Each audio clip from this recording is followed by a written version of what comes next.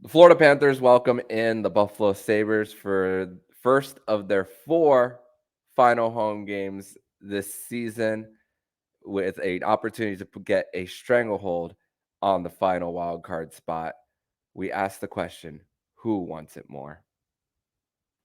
You're Locked On Panthers, your daily podcast on the Florida Panthers. Part of the Locked On Podcast Network, your team every day.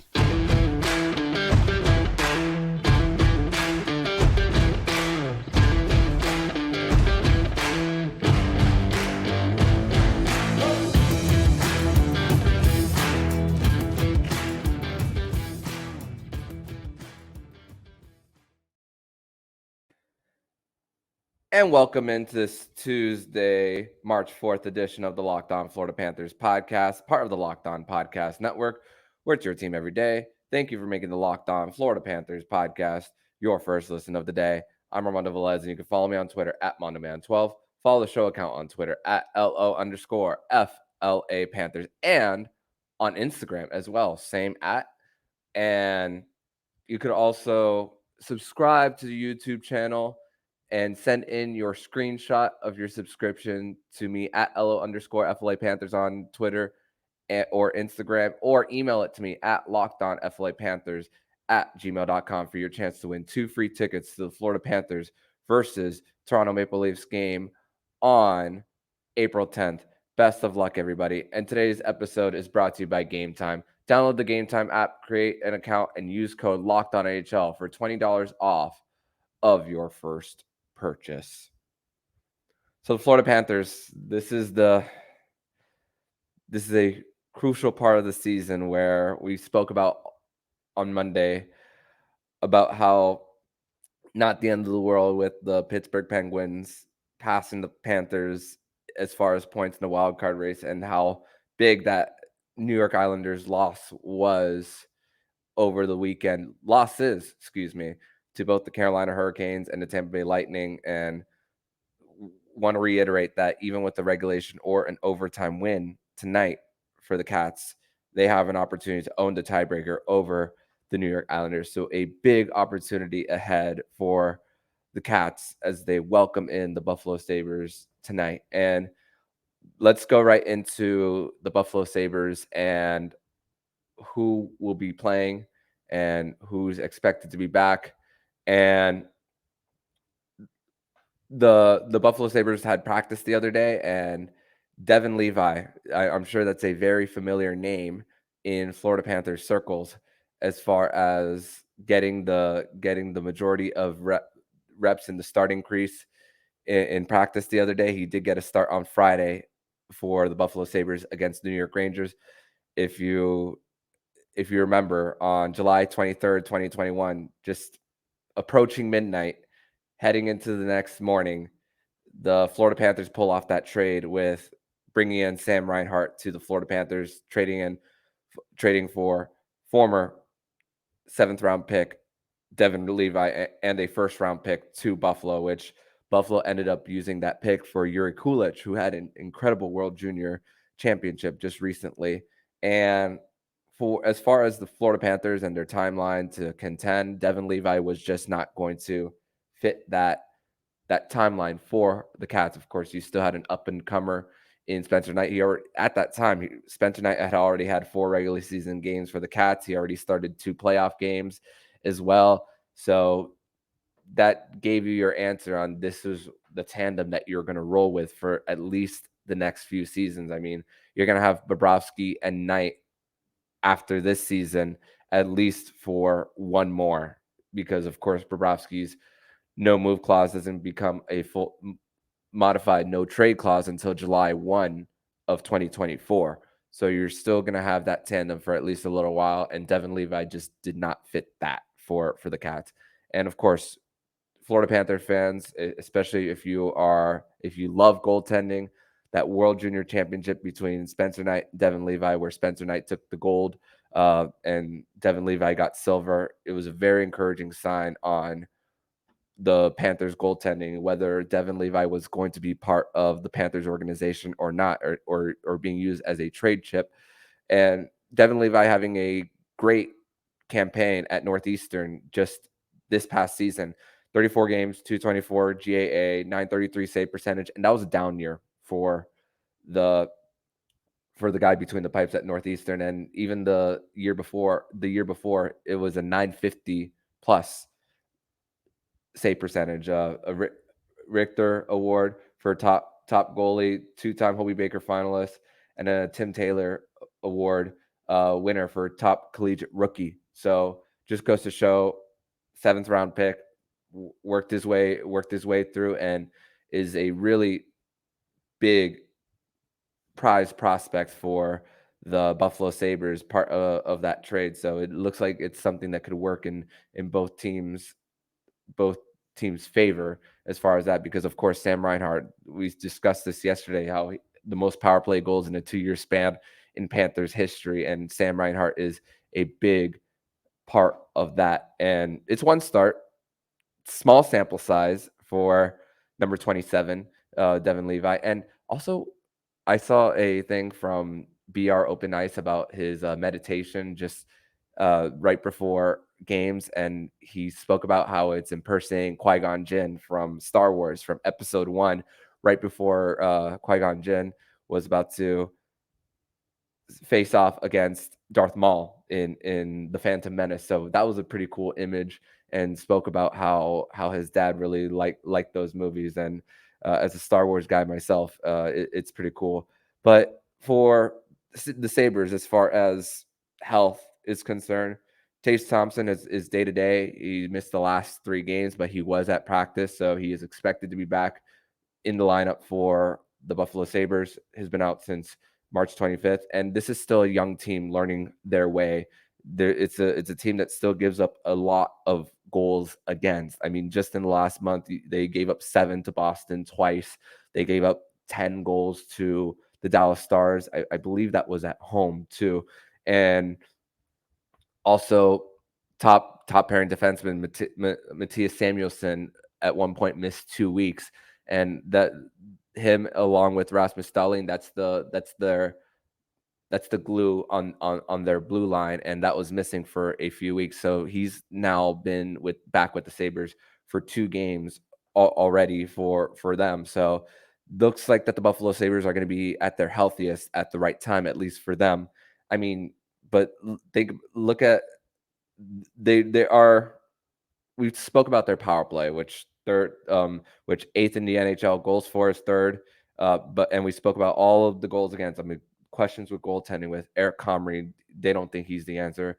Craig Anderson, we know who he is at 41 years old. Ukko-Pekka Luukkonen is still a project for this Buffalo Sabres team. So this team putting Levi between the pipes, at least from what we tweets from Sabres practice, it looks like that he's going to be the guy to take on the team that drafted him.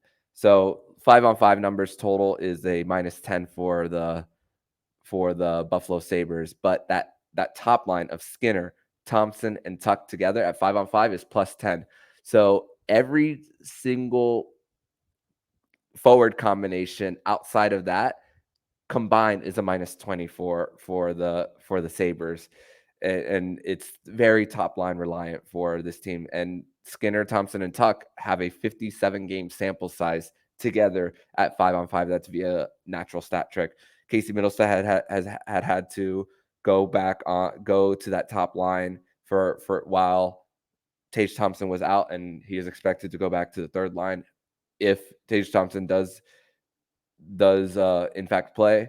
But it's all about keeping that top line for the Buffalo Sabres at bay for the Florida Panthers. And just they did it last time around as well. So they were not able to do it in, I believe that was game number 61 or 62 of the season, which we'll get more of that in segment number 3 of the show. But we're going to transition over to segment number 2 of the show, so where we talk about what's going on with the Panthers, who is back at practice, who is not back at practice, and we'll discuss that more here on the Locked On Florida Panthers podcast. But first, we're going to tell you all about Game Time. And sometimes buying tickets can be a little stressful, but using the Game Time app can help you in so many ways. You could buy tickets to your favorite event, and it shouldn't be stressful. Game Time is a fast and easy way to buy tickets to all sports, music, comedy, and theater near you. What are what I like about Game Time is that it's some of the most inexpensive tickets, and it's great for last minute tickets as well. And forget planning months in advance. Game Time has deals on tickets right up to the day of event. The Game Time app guarantees mean that you'll always get the best price. If you find tickets in the same section and row for less, Game Time will credit you 110% of the difference. And it's the fastest growing ticketing app in the country. Snag tickets without stress with Game Time. Download the Game Time app, create an account, and use code LOCKEDONNHL for $20 off your first purchase. Terms apply. Again, create an account and redeem code LOCKEDONNHL for $20 off. Download Game Time today. Last minute tickets, lowest price, guaranteed. Segment number 2 here on this Tuesday, March 4th edition of the Locked On Florida Panthers podcast. And the Florida Panthers were back at practice on Monday at FLA Live Arena. No Sam Bennett, no Sergei Bobrovsky once again for the Florida Panthers. And we do have a little bit of news about the status of Sam Bennett and why he's missed so much time. According to George Richards of Florida Hockey Now, the groin injury that he had prior to coming back flared up again against Detroit, and tried giving it a go at practice a few weeks ago, and it's just something that needs to heal with rest. And I haven't pulled my groin too many times, only if not even a handful, but the few times that I have, it's just one thing that rest is the way to heal that. And unfortunately for Sam Bennett, it couldn't have come at a worse time. And for Sergei Bobrovsky, he started to feel sick in Ottawa, but played anyway. And it's a nasty bug, but could get back on the ice Wednesday or maybe even Thursday. So expect Alex Lyon to start on Tuesday against the Buffalo Sabres at home. And Sam Bennett will take the ice on Tuesday, likely for morning skate, but will not play. One thing that the Florida Panthers did yesterday, this is the time of year where you're going to sign either college free agents to their ELCs or the players you have your draft rights for in your organization to bring them in. Of course, Mackie Samoskevich hasn't signed yet for the Panthers. He's going to be playing in the Frozen Four this Friday, actually. And the Florida Panthers signed forward Ryan McAllister from Western Michigan University. McAllister had 49 points in 39 games, 36 of them assists. Bill Zito spoke about in a statement how he's a incredible playmaker, incredible skater, and he has incredible hockey IQ. And a guy who's from London, Ontario, played his junior hockey in the Alberta Junior Hockey League. He was in his time with Western Michigan, he was 4th in assists, 6th in points, 5'10" forward from like I said, from London. And during his time in the Alberta Junior Hockey League, 169 points in 99 games, and playoff MVP and a regular season MVP out in the AJHL for Ryan McAllister. And we talk about low risk, high reward signings. Spoke about Matt Kierstead a few years ago from North Dakota when he signed with the Cats, who was having an incredible season down in Charlotte, as next year will be part of his one-way deal. This year is a two-way deal for Matt Kierstead. Next year will be one. So a big opportunity for Kierstead to be part of the core. And this is what you need as far as when you lack draft capital and you are trying to get these bargain signings for your franchise to keep your window open.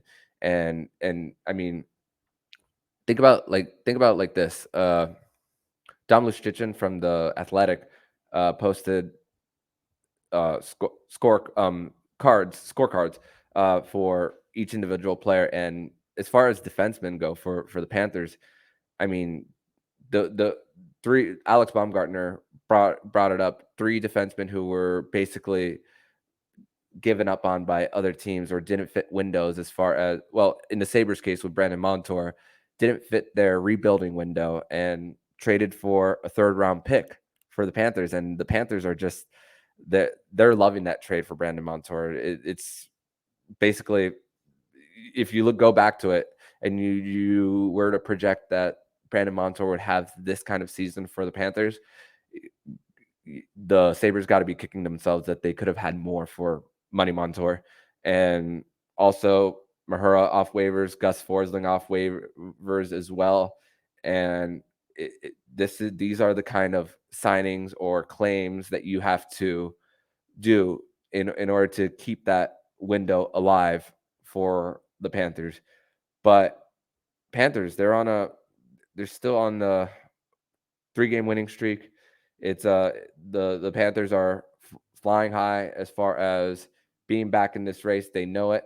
They did all the scoreboard watching. They know that final 5 games you find a way to get a dub in these final 5, which you have 4 at home and 3 of them are against division rivals. It's a great opportunity for the Panthers to just get a stranglehold on that final wild card spot. And let's ask ourselves, who has more to lose? If you remember on my episode on January 16th, when we brought Joe DiBiase from Locked On Sabres at the time, that was the second matchup between the Florida Panthers and the Buffalo Sabres. We spoke about what it means for the Buffalo Sabres to as they were playing well, and there's been a lot of rescheduling with the Sabres this season due to snowstorms and rescheduling. I mean, after the last game of the season for the Panthers, the Sabres will have game 82. Theirs will be on a Friday, so just a lot of shuffling as far as scheduling. But as far as the Sabres as a team, what Buffalo wants as a team who hasn't made the postseason in over a decade, when it comes to a team that traded Jack Eichel away to the Vegas Golden Knights, who Jack Eichel is going to be in the postseason for the first time in his career. Joe DiBiase at the time spoke about, just give us a race. This is their race right now for the final wild card spot. 2 games in hand, right behind the Florida Panthers, and even then, their odds to make the postseason are still fairly low. Gonna refresh my feed from Money Puck right now to see what their playoff odds look like. It's 4% right now. But you win those games in hand, again, you got to win those games in hand. You are tied in points with the Florida Panthers. So can't emphasize enough about, if you find a way to win tonight against Buffalo, you can officially put the Sabres to bed as far as this season. And I listened to Locked On Sabres yesterday, and Joe DiBiase spoke about how this is the biggest game for the Buffalo Sabres in over a decade. This one right here against the Florida Panthers. And it's with Devin Levi, likely, not official, likely, between the pipes, as the Florida Panthers will take morning skate at 10 a.m. We are recording this at right now. It says 8:30 a.m. on my clock, on my laptop. Panthers will take the ice at 10. Sabres after, so we'll know more about who will be starting between the pipes for the Buffalo Sabres. If you subscribe to the YouTube channel, you'll know all the updates on who will be starting for the Panthers, who will be starting for the Sabres, as I do a 1-minute video on the YouTube channel, and I also post it on Instagram as well. So a better reason to follow the Locked On Florida Panthers YouTube channel and the Instagram account, because you'll get my 1-minute videos for games. So a good opportunity for you guys to get the latest on your updates too, based on that. But the biggest game for the Buffalo Sabres in 10 years, and who has more to lose? It's the Panthers, because President's Trophy winner, and to possibly no playoffs, you are playing with some hot water right now for this Cats team, as far as inching that much closer to the final wild card spot for the Eastern Conference. In segment number 3, we are going to go over the narratives from the first 4 matchups between the Buffalo Sabres and the Florida Panthers as we get ready for this 4th and final matchup between the Florida Panthers and that team from Western New York. We're going to discuss that next here on the Locked On Florida Panthers podcast. But first, we're going to tell you all about Built Bar. Are you looking for a delicious treat but don't want to sacrifice all the fat and calories? Then you got to try Built Bar. What makes Built Bar so good? Well, for starters, they're covered in 100% real chocolate. That's right, real chocolate. And they come in unbelievable flavors like churro, peanut butter brownie, coconut almond. I'm not sure how Built does it, but these bars taste like a candy bar while maintaining amazing macros. And what's even better is that they're healthy: 130 calories, 4 grams of sugar, and a whopping 17 grams of protein. And now you don't need to wait around to get a box. For years, we've been talking about ordering your Built Bars at Built.com. Now you can get it at your local Walmart or Sam's Club. That's right. Head to your nearest Walmart today. Walk to the pharmacy section and grab yourself a box of Built Bars. You can pick up a 4-bar box of cookies and cream, double chocolate, or coconut puffs. If you're close to Sam's Club, grab a 13-bar box with our hit flavors, brownie batter, and churro. You can thank me later. Third and final segment here on this Tuesday, April 4th edition of the Locked On Florida Panthers podcast, as the Florida Panthers are getting ready to take on the Buffalo Sabres for the 4th and final time this season, this time on home ice at FLA Live Arena. And also, I want to tell everybody happy Masters Week for everyone who celebrates. I got my golf attire right here if you're watching on the YouTube for my former employer. And speaking of golf, Aaron Ekblad's #1 fan, quote unquote, Brooks Koepka, won the Live event here in Orlando at Orange County National. And now he's the only 2-time champion on the Live Tour. And there was actually a video that surfaced of Brooks Koepka actually signing a cone. And I loved it and I hated it all at the same time. I thought and not gonna lie, I kind of laughed when I saw that video online. So but I was also shaking my head. So it was something that you hate but love all at the same time. But going back to the season series with the Florida Panthers and the Buffalo Sabres, I mean, you think about the first 7 games for the Panthers, different narratives, different directions that the season has taken for the Cats. I mean, it was the first matchup was in the second game of the season, a matinee matchup. Both the road games in Buffalo were matinee matchups. And for me personally, it was a birthday dub on that first matchup between the Panthers and the Sabres on October 15th. And the Panthers, in their first 7 games, they went 2 for 33 on the power play, and both of them came in that game against the Buffalo Sabres on the road in their only their second game, as they started 2 for 33 on the man advantage. And to think that the Florida Panthers are just 11th in power play percentage after that horrid start, man, where that percentage as far as aggregate and average as far as power plays could be, just horrid start for the Panthers on the man advantage, but still found a way to win a road game and put it away very early on. And Alex Tuch is the guy, and also Tage Thompson, that top line. Alex Tuch is 3 goals in 3 games against the Panthers. I mean, especially the last game for between these two teams, where Alex Tuch got a power play goal as he was found in the slot. And Montour, Rhino, those are 2 guys who love playing their former teams. And I was looking more on moneypuck.com today about penalties drawn versus penalties taken, and you need your superstars to get in position to draw penalties as well, and give yourself an opportunity on the man advantage, because if you keep the Buffalo Sabres at 5-on-5, you're going to be okay. And some of the leaders for the Panthers as far as PIM differential, Sam Reinhart and Alexander Barkov and Carter Verhaeghe are the leaders in that category. If you look at Money Puck and you see the minus, It's minus in favor of penalties drawn versus penalties taken.